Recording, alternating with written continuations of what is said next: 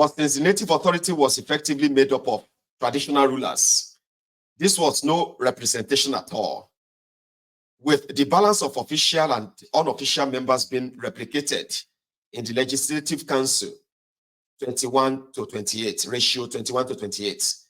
And with the unofficial members being drawn from membership of the regional houses of assembly, this arrangement where there will be representative government, but not by way of direct elections, was never going to satisfy the nationalists.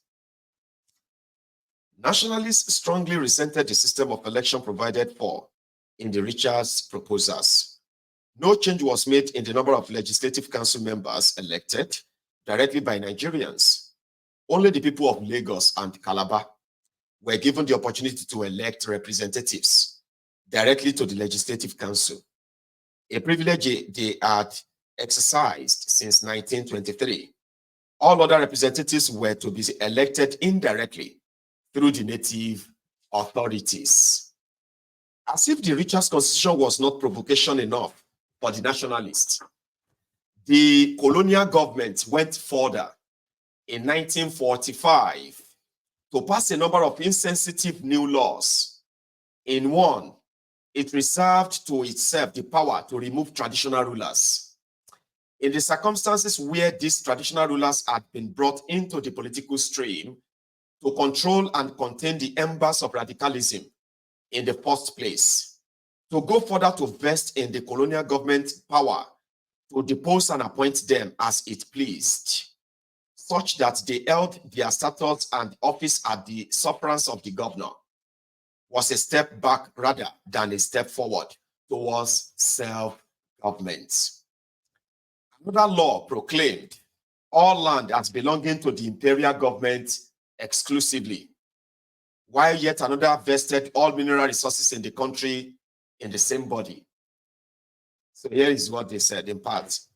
The entire property in and control of all minerals and mineral oils in, under, or upon any lands in Nigeria, and of all rivers, streams, and water courses throughout Nigeria is and shall be vested in the crown. So they automatically just made law to say everything Nigeria is their own and belong to the crown. Anyway, for the nationalists who had been expecting rapid political changes towards self-government in recognition of the country's sacrifices in men and materials for the British war effort, these new laws suggested that the imperial hold was being tightened rather than loosened. This was all the provocation they needed to rally the people to their cause.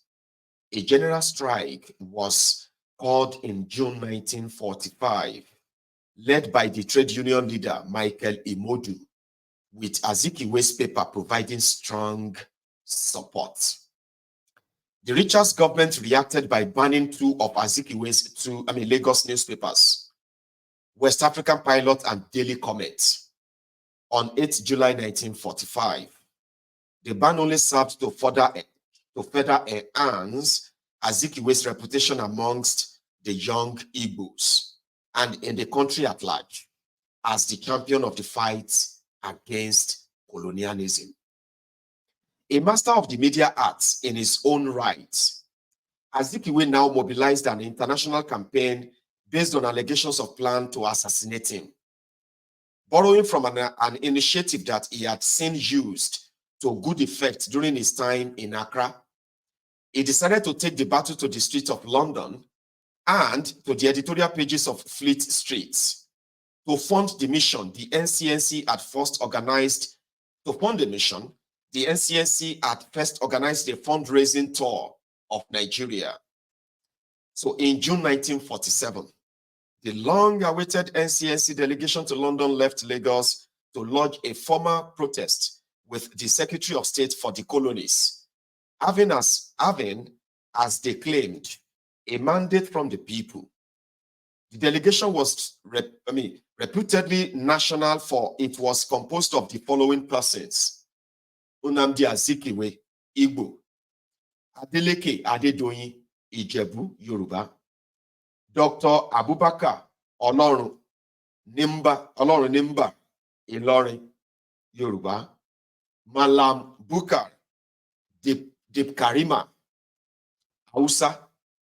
Chief Unyong Essien, Ibibio, PM Kale, Bakweri, Cameroonian, and Mrs. Fumilayo Ransom Kuti, Yoruba.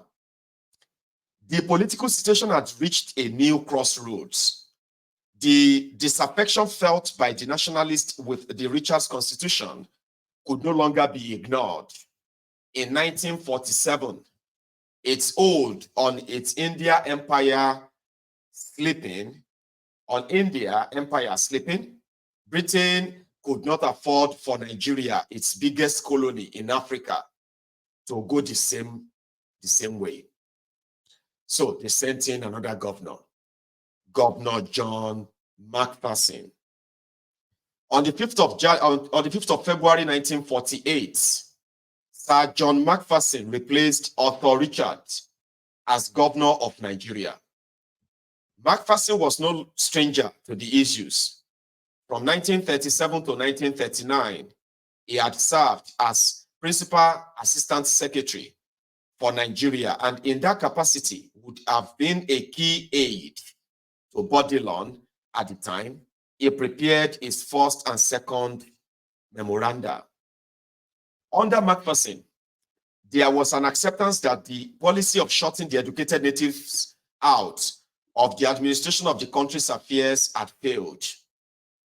The strategy now was to contain their influence. In May 1948, a Nigerianization Commission was established to make recommendations for the active recruitment and training of Nigerians for the responsibilities which lay ahead with self-government. 3 months later, in August 1948, Macpherson announced proposals to conduct a detailed review of the hated Richards Constitution. Ahead of the new constitutional changes, there was to be full consultation by way of a national conference. So a series of conferences were to be held, first at village and divisional level, and then at provincial level, when the various provincial conferences would make recommendations to be considered by the regional conferences. The views of the 4 regional conferences were then to be considered by a drafting committee and then a general conference. And the resolutions of this conference would then be debated in the regional houses and by legislative council before being submitted to the governor and the Secretary of State for the colonies. But retreat by the colonial government was not surrender. Every concession to the nationalists was offset by a forward measure towards Macmillan's visions of a third British Empire, which was to be realized by granting independence on Britain's terms, to retain influence after power may have gone. In the meantime, Azikiwe's speeches became increasingly strident in tone, borrowing from his experience from America to stoke the passions of his young followers. The people of Nigeria cannot continue to accept as their destiny the denial of human rights. We too have a right to live, to enjoy freedom, and to pursue happiness like other human beings. Let us reinforce our rank and file in the fight for freedom, no longer suffering in silence and whining like a helpless dog, but striking back with all the force at our command when we are struck, preferring to suffer the consequences of pressing forward our claim to legacy of freedom than to surrender our heritage to the spoilers and usurpers. Be of good cheer, but my compatriots. Freedom is within our grasp. Shall we let it slip away? Shall we relapse into the dungeon of fear and the servitude of hesitation? Let us no longer quake or doubt about our capacity to enter into our rightful heritage. Why not deal one blow in a gamble for national liberty? Let there be no mistake about our future. We are determined to discard the yoke of oppression. We shall be free. History is on our side. In this hour of national peril, Nigeria expects every patriot to stand firm in the cause of justice and righteousness. God knows we hate none, but we love our country. Long live Nigeria and the Cameroons. Nnamdi Azikiwe. The Iva Valley Massacre. The Zikist movement was a movement of Igbo youth, in the main, who were dedicated to Azikiwe's narrative of struggle against imperial government, but impatient with his methods. Formed shortly after the end of the war, in 1946, they found more inspiration in the tactics of Gandhi's India. Before the belated announcement of the discovery of oil in 1956, coal was the chief energy export from Nigeria. Iva Valley Coal Mine, in the suburb of the city of Enugu, had been in operation since 1917.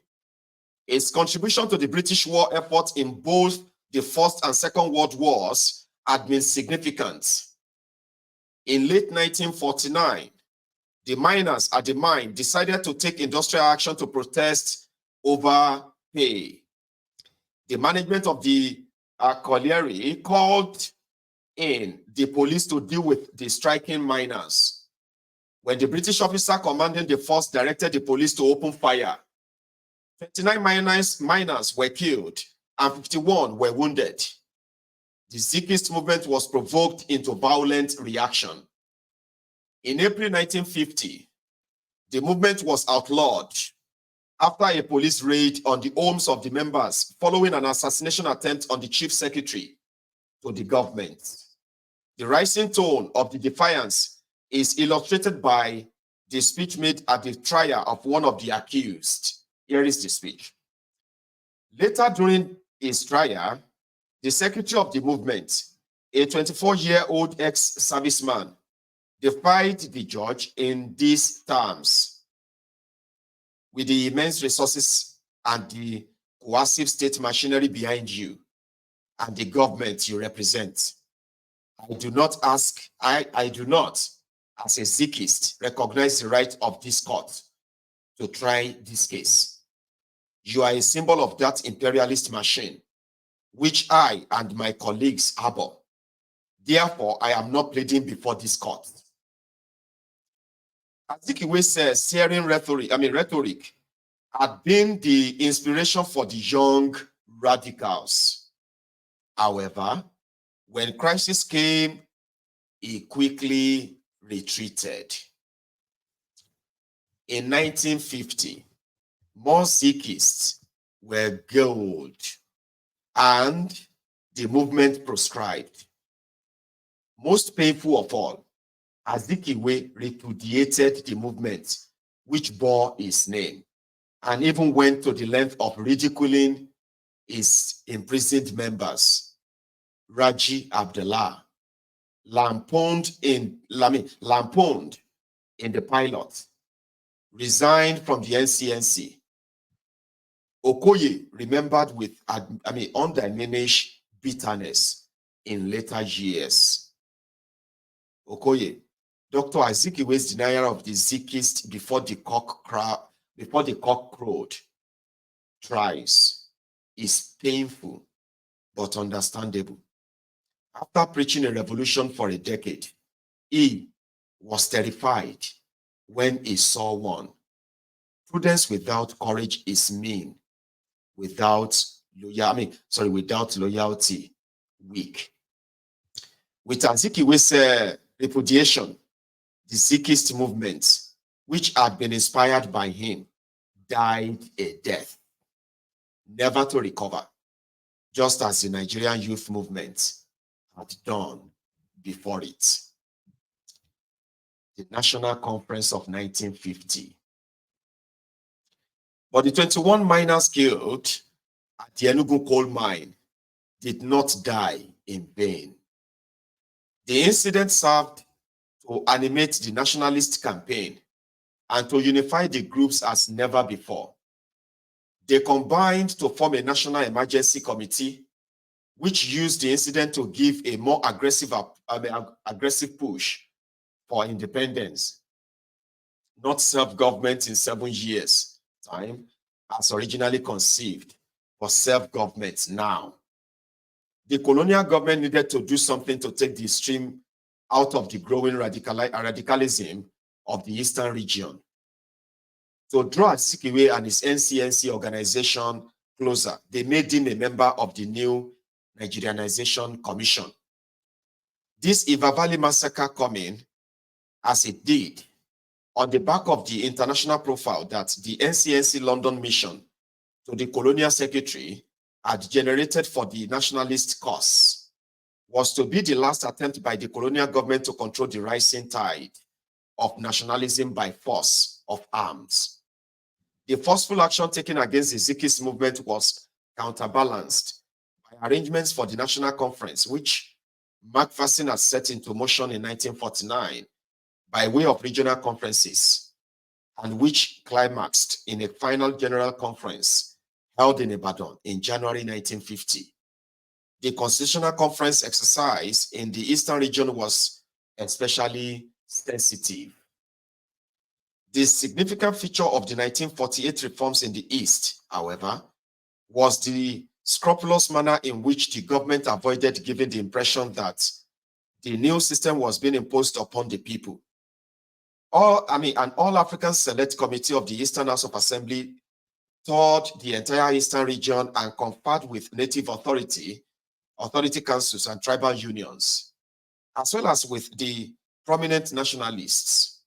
By the end of 1949, the people of the Eastern region, and to a lesser extent elsewhere, were so thoroughly involved in discussions about their political and economic future.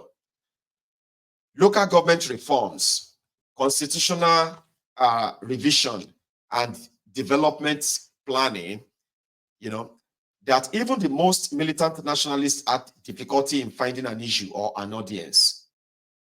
With the goal of independence now firmly in view, the discourse became focused upon the form that self-governance or self-government in Nigeria should take. It was one thing for Nigerians to unite against colonial rule, but how far should that unity go in the context of self-rule?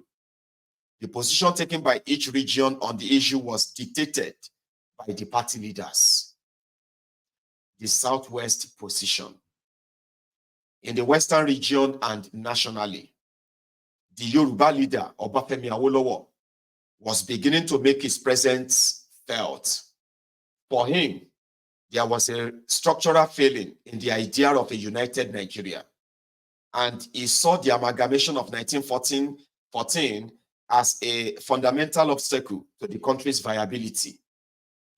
Awolowo said, since the amalgamation of Northern and Southern Protectorate of Nigeria, all the efforts of the British government have been devoted to developing the country into a unitary state. This is, potently impossible.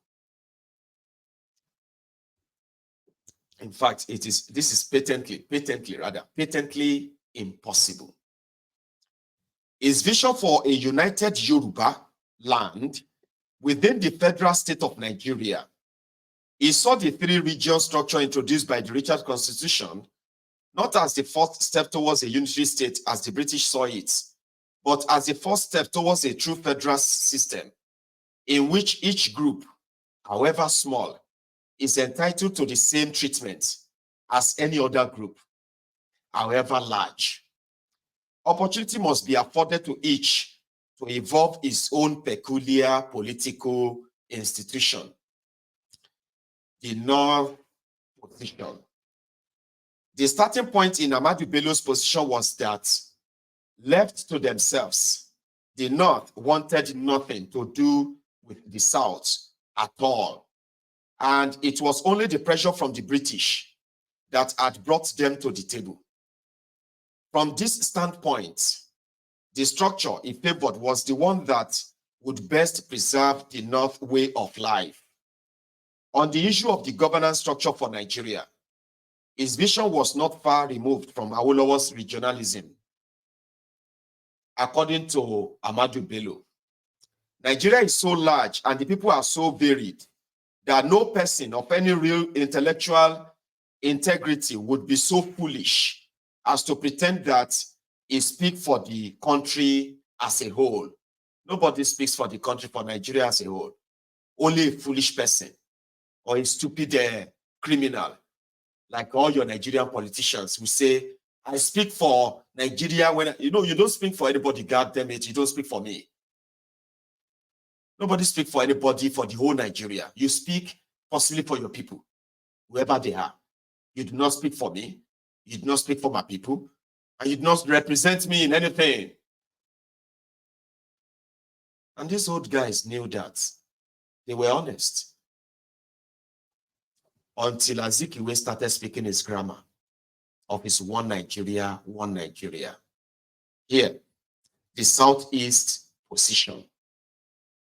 To begin with, the NCNC's position was little different from that of the northern and western regions.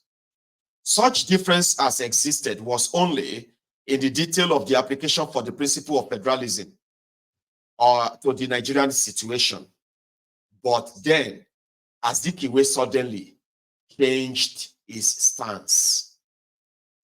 Azikiwe had advocated a federal system for Nigeria with 8 protectorates, some of which would roughly coincide with tribal boundaries. At the Kaduna National Assembly of the NCNC, held in 1948, after the inauguration of the Egbe Omo Oduduwa, the NCNC further defined its stand in its Freedom Charter, advocating a federal system based strictly upon tribal units. Thus, its federalistic aim were quite similar to those which the Egbe supported. Indeed, it would seem that the NCNC was nudged into such a position by the action of the Egbe. In any event, the Igbo organized the Igbo State Union, and other groups followed suit. For example, the Edo National Union, the BBO State Union, and the Warri National Union were organized.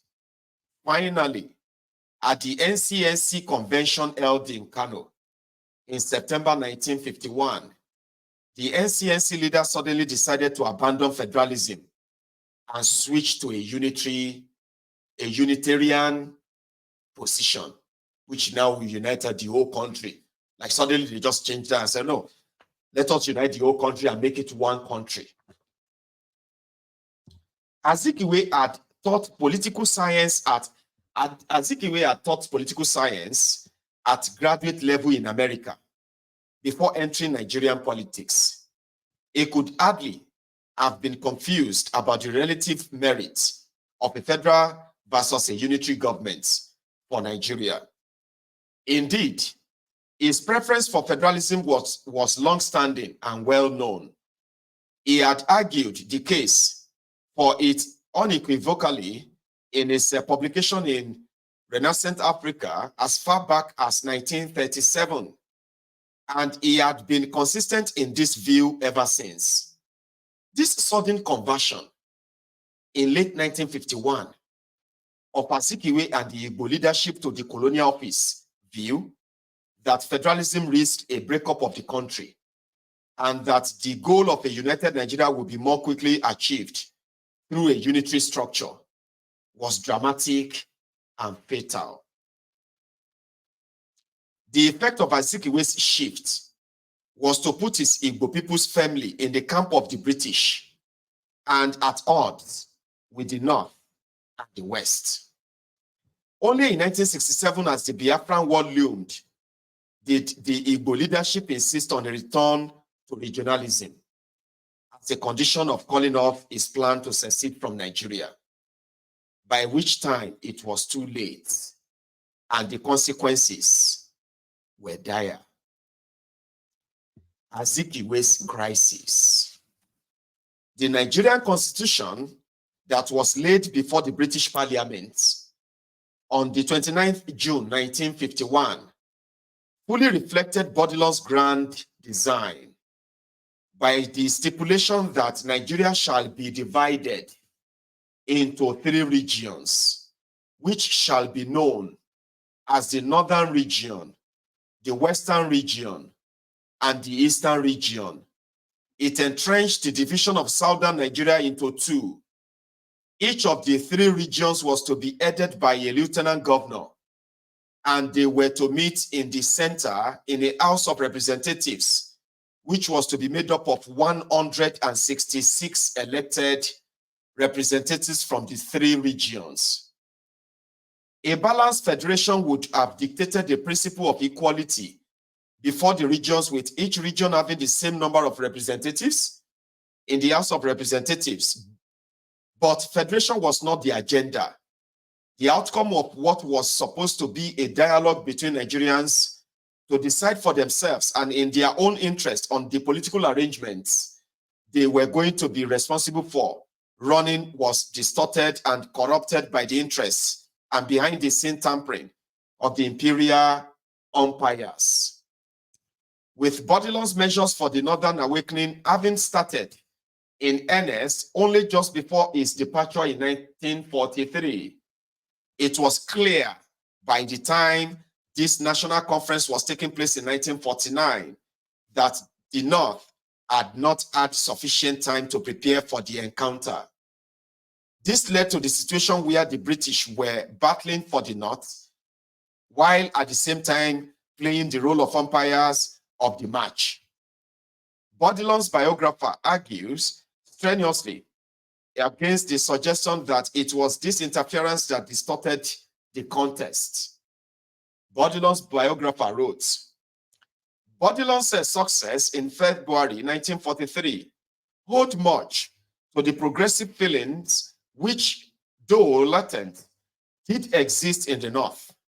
It was also the culmination of the excellent relations with the emirs which he and his wife had been fostering since 1935. Nor can the governor's achievement be gainsaid by the assertion that he won over the emirs by promising them as many seats in the Central Council as the Eastern and Western provinces put together. A rather shady deal that redounded to the constitutional detriment of Nigeria and untimely to the civil war of the 1960s. There is no evidence for this view. That the author had not opened his mind to the available evidence is clear from the fact that he made no reference to Sherwood Smith's memoir, nor to Sherwood Smith himself, even though the memoir had been published in 1969. Almost 20 years before his biography of Bodilon. This is curious, given Sherwood Smith's self-proclaimed leading role in implementing Bodilon's plan in the North. The denier is certainly not consistent with the advice which Sherwood Smith was to give in similar circumstances to Tafawa Balewa in preparation for the 1957 Constitutional Conference on what to insist upon to secure the North position in an independent Nigeria. The upshot of the conference was that instead of equilibrium between the North and the South, the Northern region was allocated the same number of representatives as the 2 Southern regions combined, with the consequence that the North could never be outvoted, even if the 2 Souths joined forces. But in the event of any division between them, the North could ally with one or the other. This 50-50 divide had been sold to the Southerners as a compromise from the 56-44 split that it was said the North would have been entitled to. Insist upon as seats being allocated on the basis of the population count between the regions. This, of course, depended upon the validity of the population claim. The claim was dubious, not only because the British, who had taken sides in the contest, were the ones making the claim, but also because there had been no proper population count in the sense of census prior to the Macpherson Constitution being laid